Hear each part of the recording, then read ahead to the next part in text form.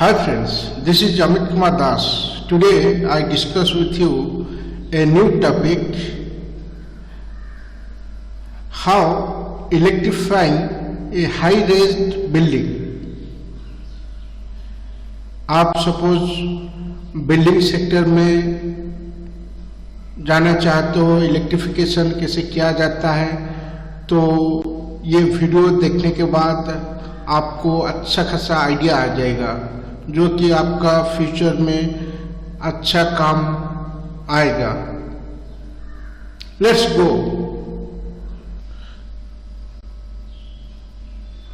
आप सब देखे होंगे मेट्रोपॉलिटन सिटी जैसा न्यू दिल्ली हो गया, मुंबई हो गया, या कलकत्ता हो गया, या चेन्नई हो गया, या बेंगलोर हो गया। वहाँ पे बहुत बड़े बड़े बिल्डिंग्स हैं, 10 मंजिल, 10 फ्लोर या 15 फ्लोर्स या 20 फ्लोर्स या 25 फ्लोर्स, सब एक बढ़कर एक बिल्डिंग्स है। वो इतने बड़े बड़े बिल्डिंग है, उसको कैसे इलेक्ट्रीफाई किया जाता है। Today we discuss how to electrify high rise building. इसमें बहुत सारा स्कोप है, बहुत।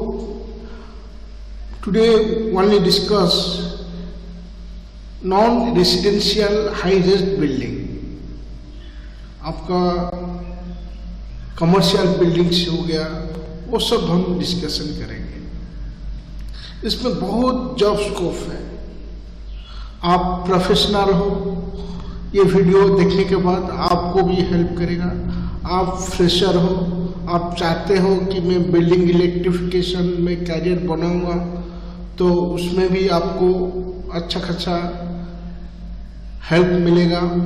या आप कहीं टेक्नीशियन हो, आप ITI होल्डर हो, आपको भी अच्छा हेल्प मिलेगा। Let's go. Suppose this is a building, high rise building. इसमें हमको इलेक्ट्रीफाइंग करना है। पहले ये जो बिल्डिंग है, इसमें कितना लोड चाहिए और फ्यूचर का लोड डिमांड क्या है, उस सब को एस्टिमेट करके एक इलेक्ट्रिफिकेशन का प्लानिंग करना पड़ेगा। ये जैसा बिल्डिंग है, इसमें बहुत सारे फ्लोर्स हैं और इसमें इलेक्ट्रिफिकेशन सप्लाई देने के लिए एक तो vertically electrical distribution, horizontally electrical distribution हर फ्लोर पे करना पड़ेगा। कैसे करेंगे? फर्स्ट प्लानिंग ऑफ इलेक्ट्रिफिकेशन, एक प्लान करना पड़ेगा, तब जाके इलेक्ट्रीफाइंग कर सकते हैं।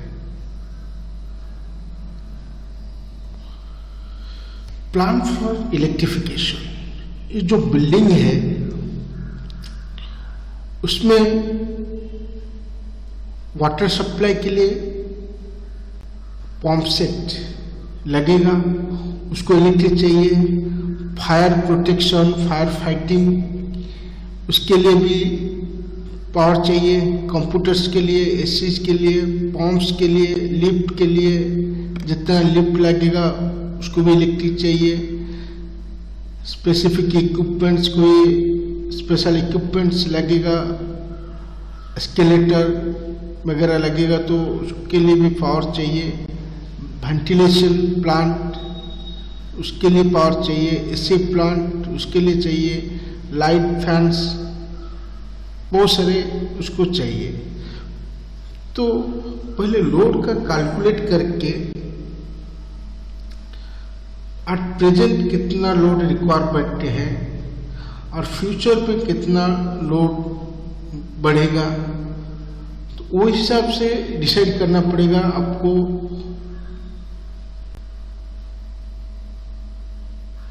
सपोज आपका लोड एक्सीड हो रहा है, तो आपको एक स्पेशल सबस्टेशन इंस्टॉल करना पड़ेगा जो कि आपका बिल्डिंग को पावर सप्लाई देगा।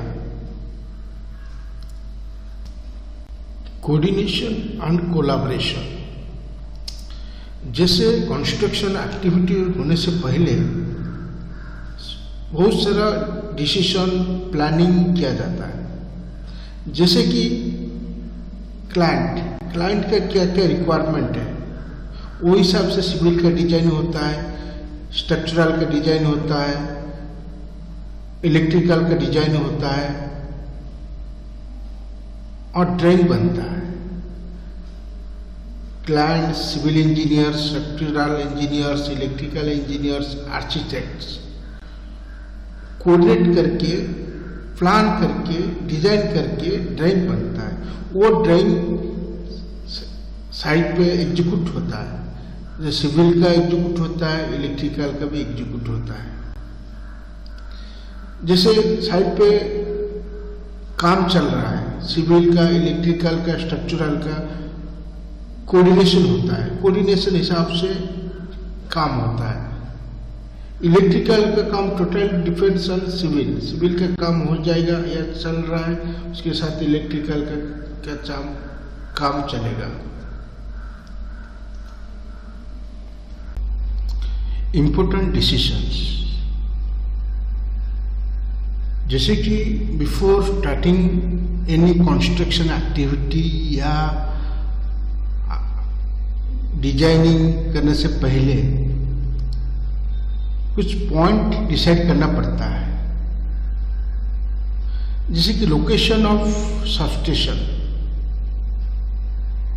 सबस्टेशन का लोकेशन कहाँ पे होगा, वो उसमें जो ट्रांसफार्मर लगेगा उसका कैपेसिटी क्या रहेगा, उसके साथ और जो इक्विपमेंट्स लगेगा, ब्रेकर, सीटी, PT, ST panel, LT panel, उसका रेटिंग क्या रहेगा, वो सब डिसाइड करना पड़ता है।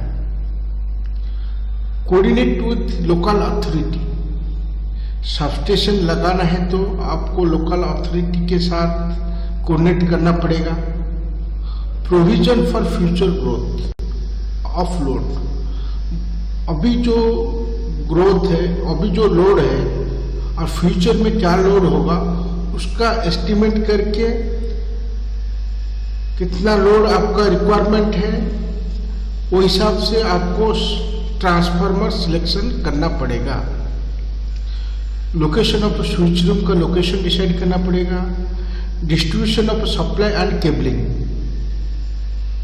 डिस्ट्रीब्यूशन सप्लाई मीन्स आपका high range multi storey building है, सपोज 20 फ्लोर्स है, वर्टिकली आपको राइजिंग मेन से पावर सप्लाई करना पड़ेगा। हर फ्लोर पे आपका एलटी पैनल और उसका डिस्ट्रीब्यूट करना पड़ेगा, डिस्ट्रीब्यूशन बोर्ड, बस trunking, switch board, light point, power point, जो सब वो सब डिसाइड करना पड़ेगा। कहाँ कैसे लगेगा, कैसे डिस्ट्रीब्यूट होगा power supply. System supply, stand by system, जैसे कि आपका इमरजेंसी के लिए जनरेटर रखना पड़ेगा, वो जनरेटर कहाँ पे रखेगा और वहाँ से केबल कैसे आएगा, वो सब डिसाइड करना पड़ेगा। Planning for peak non peak loads, जैसे कि आपका कमर्शियल बिल्डिंग है, ड्यूरिंग ऑफिस आवर आपका लोड पीक रहेगा, नाइट में कम रहेगा, वो हिसाब से आपको प्लानिंग करना पड़ेगा।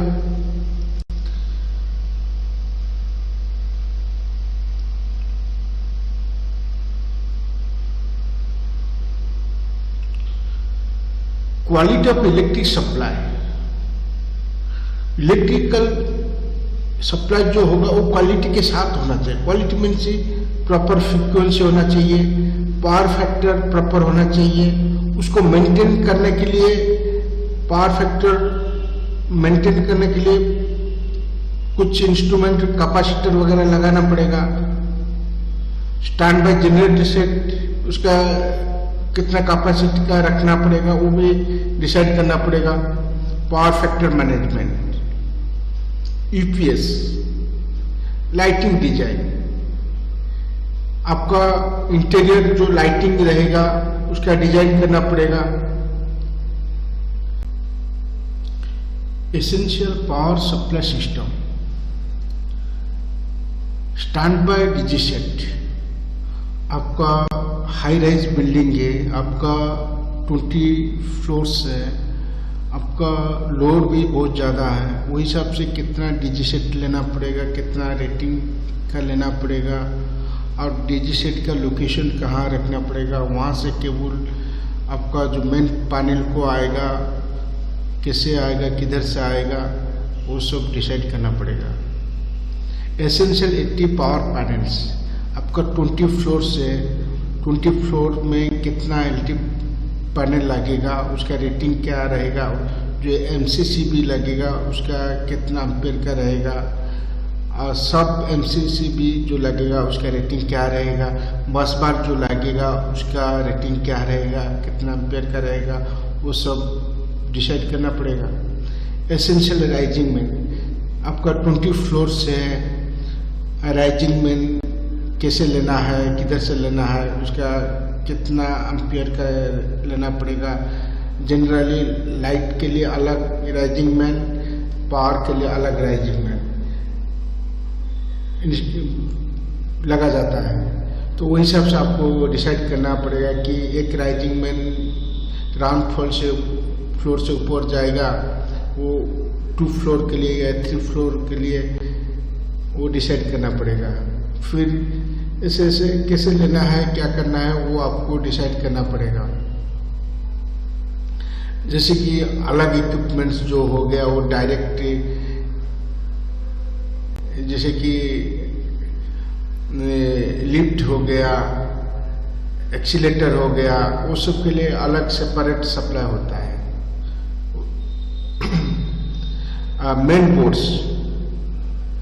मेन बोर्ड, जैसे कि आपका मेन बोर्ड हो गया, मेन बोर्ड से राइजिंग मैन निकला, फिर फ्लोर पैनल हो गया, मेन बोर्ड कहाँ रखना है, वहाँ से कितना रेटिंग रहेगा, कितना कैपेसिटी रहेगा, वो भी डिसाइड करना पड़ेगा। डिस्ट्रीब्यूशन बोर्ड, वो भी डिसाइड करना पड़ेगा कहाँ का डिस्ट्रीब्यूशन बोर्ड लगाना है, उसमें जो एमसीबी रहेगा उसको कितना एम्पेयर का रहेगा, कितना इनकमिंग वन हो गया, आउटगोइंग कितना ओएच रहेगा। एसेंशियल वायरिंग जनरली कंडक्ट में होता है या पीवीसी पाइप से होता है। एपीएफसी पैनल, पावर फैक्टर को मेंटेन के लिए ये कैपेसिटर पैनल इंस्टॉल किया जाता है। यूपीएस के लिए अलग से सेपरेट सर्किट डेवलप किया जाता है, उसको भी फाइनलाइज करना पड़ता है। In large building, vertical supply system में rising main, horizontal supply system, distribution at each floor, that is called boss trunking. HV switchgear and substation transformer at ground floor. Single line diagram of 11 kV by 400 volt indoor substations. ये आपका transformer हो गया, यहाँ से incoming आया vacuum circuit breaker को, फिर यहाँ सिटी, यहाँ पर एयर सर्किट ब्रेकर है, एलटी साइड में सिटी है, यहाँ पे एमसीसीबी है, ये एलटी पैनल है। और उसमें सपोज कि मेन एमसीसीबी हो गया, उसके साथ बस बार होगा, बस बार से सब एमसीसीबी लगता है। ये आपका इमरजेंसी स्टैंड बाय जनरेटर और ट्रांसफार्मर स्विच, ये डायरेक्ट सप्लाई है, इधर से इमरजेंसी जनरेटर है उसका सप्लाई है। सपोज लाइट है तो डायरेक्ट सप्लाई इधर से हो रहा है। सपोज लाइट चला गया तो इधर से सप्लाई हो जाएगा एलटी पैनल को, मेन पैनल को। ये एलटी पैनल है। सपोज ये है एमसीसीबी, ये सपोज 600 एम्पेयर का हो गया। ये आपका 200 एम्पेयर का एमसीसीबी हो गया, सब एमसीसीबी। इधर भी है, ये बस बार है इसके अंदर। ये एमीटर वोल्ट मीटर 3 फेज है, RYP।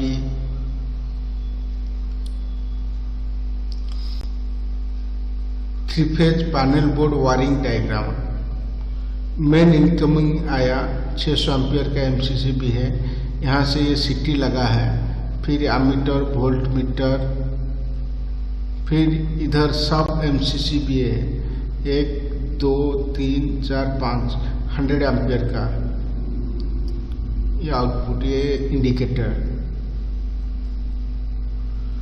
राइजिंग में जैसे कि आपका जो बिल्डिंग है 20 फ्लोर से है, तो ground floor up to 20th floor आपको पावर सप्लाई देना है वर्टिकली। तो ये राइजिंग मैन, इससे ये बस बार है, इसमें वर्टिकली आपको इंस्टॉल करना पड़ेगा। हर फ्लोर पे एलटी पैनल होगा, वहाँ से टेप अप होके एलटी पैनल को जाएगा। ये बॉस ट्रंकिंग है। ये जो आपका हर multi storage building, high rise multi storage building है, तो बॉस ट्रंकिंग हर फ्लोर पे लगता है।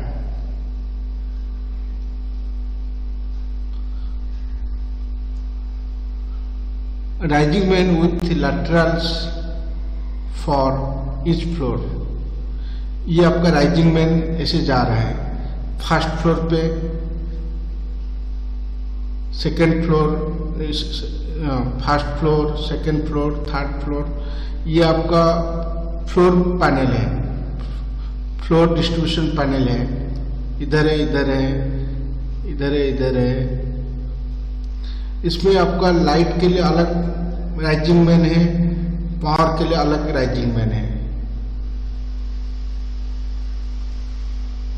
जैसे बॉस ट्रंकिंग सिस्टम, ये आपका, this is for example, not practical. ये this is the bus trunking, this is the light bus trunking, this is the power bus trunking, this is the tap up.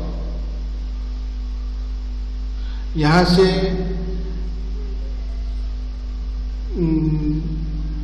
Power जा रहा है load point को, इधर से जा रहा है टेप अप होके जा रहा है लोड पॉइंट को। इधर लाइट बॉस ट्रंकिंग से टेप अप होके जा रहा है लोड पॉइंट को।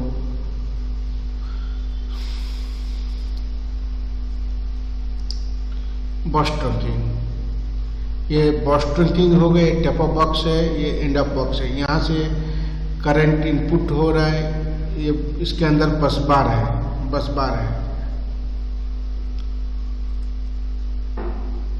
System of distribution and wiring.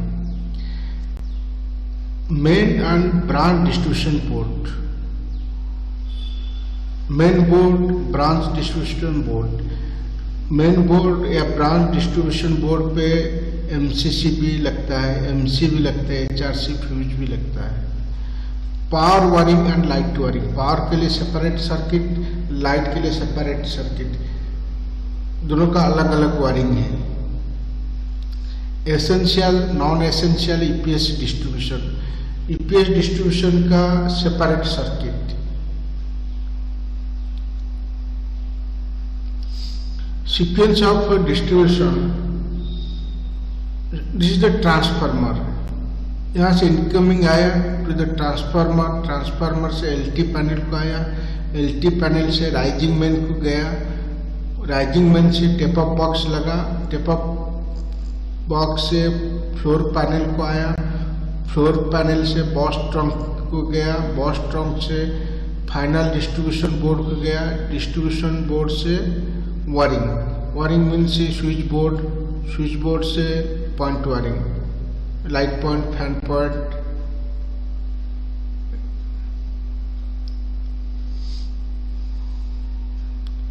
Load distribution in building, आपका 20 फ्लोर्स बिल्डिंग है, कमर्शियल बिल्डिंग है, उस पर लोड डिस्ट्रीब्यूशन कैसे होता है ना। आपका जो लोड है राइजिंग मैन बेसिकली लाइट के लिए, पावर के लिए यूज होता है।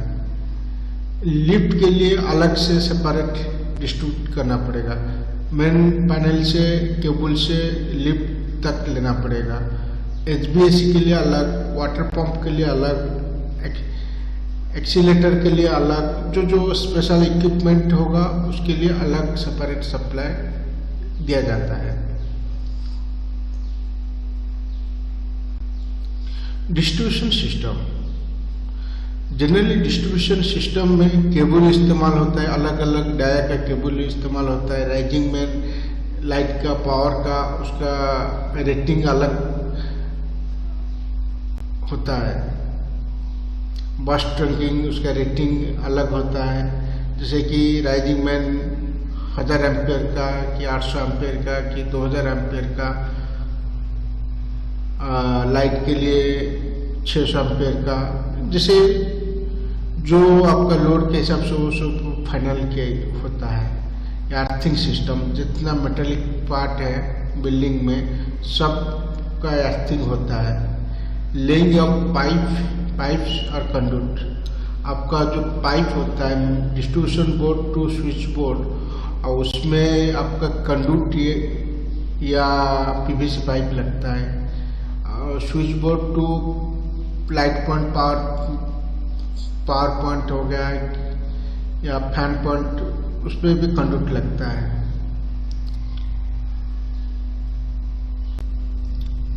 Wiring, submain wiring, circuit wiring, point wiring, EPS wiring. Submain wiring means main distribution board to another distribution board.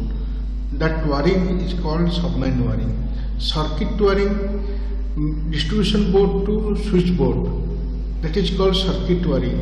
Switch board to light point, fan point, that is called point wiring. EPS wiring, that is the separate wiring and separate circuit.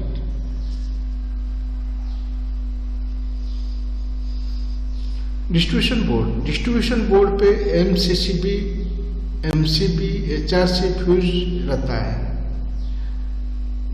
Distribution board दो type का होता है, light wiring के लिए light distribution board, power wiring के लिए power distribution board. Essential, non essential EPS distribution, separate distribution from main to final wiring of इस system. EPS के लिए सेपरेट सर्किट डेवलप किया जाता है। मेन बोर्ड में एक से ज़्यादा इनकमिंग सप्लाई रहता है। स्विच बोर्ड में 1 इनकमिंग सप्लाई रहता है। Main distribution board, switch board, उसमें फ्यूचर के लिए स्पेयर रहता है, फ्यूचर लोड के लिए। फिक्सिंग आइटम हो गया, आपका कंडक्ट हो गया या PVC पाइप हो गया, आपका वॉल में झिरी कटिंग करके या रिसेस करके कंडक्ट डाल के उस पे क्लिप लगा के प्लास्टर किया जाता है। मेटालिक या PVC स्विच बॉक्सेस, जो कि स्विच बोर्ड के लिए, डिस्ट्रीब्यूशन बोर्ड के लिए या आउटलेट बॉक्स के लिए या जंक्शन बॉक्स के लिए वो लगता है। ये कंडक्ट है बिफोर कास्टिंग द रूफ, जहाँ जहाँ फैन पॉइंट है सप्लाई के लिए कंडक्ट डाला जाता है, फिर इसको कास्टिंग किया जाता है। ये आपका डिस्ट्रीब्यूशन बोर्ड हो गया।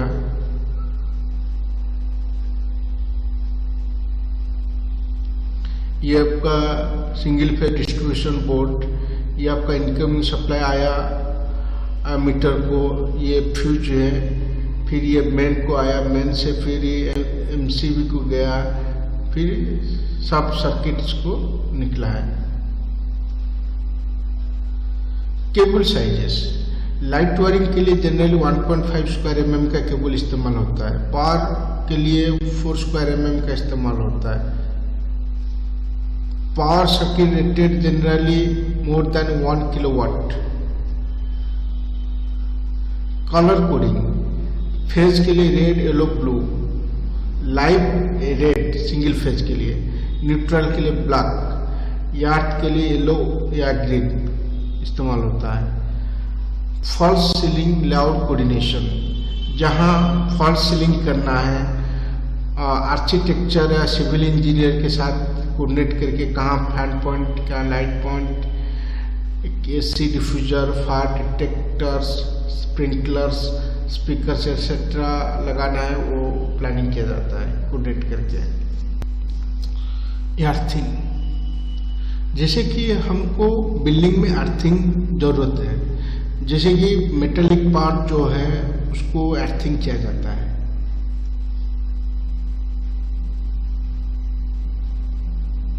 ये आपका अर्थ पाइप है, ये चैम्बर है, इसमें charcoal salt layer by layer डाला जाता है। फिर इसमें ड्राई सीजन में इसमें पानी डालते हैं कि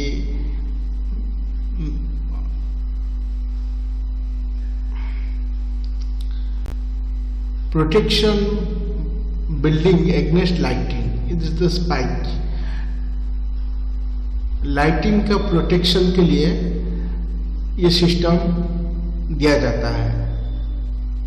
ये अर्थिंग है,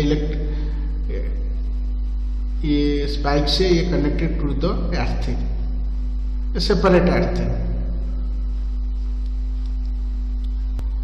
टेस्टिंग ऑफ इंस्टॉलेशंस, जैसे आपका इंस्टॉलेशन कंप्लीट हो गया, आपको चार्जिंग से पहले टेस्ट करना है, जैसे कि इंसुलेशन रेजिस्टेंस टेस्ट करना है, पोलैरिटी टेस्ट करना है, पोलैरिटी टेस्ट ऑफ स्विच, अर्थ कंटिन्यूटी टेस्ट करना है, अर्थ इलेक्ट्रोड का रेजिस्टेंस टेस्ट करना है, तब जाकर आपको चार्जिंग करना है बिल्डिंग को। थैंक यू फ्रेंड्स, ये वीडियो आपको अच्छा लगा हो तो please like and subscribe and share जरूर कीजिए, मत भूलिए please. Thank you, bye bye.